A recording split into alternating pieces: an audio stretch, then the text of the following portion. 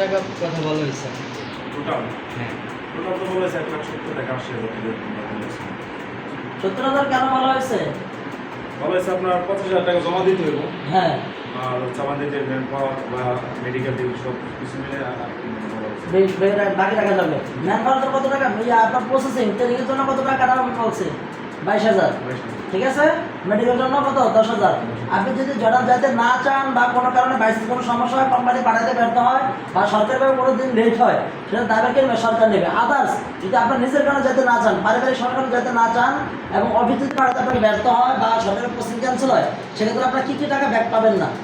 Medical আপনার হচ্ছে পাসপোর্টের টাকা, আর হচ্ছে কি ট্রেনিংয়ের টাকা। ট্রেনিংয়ের টাকা, মোট কত টাকা আপনার?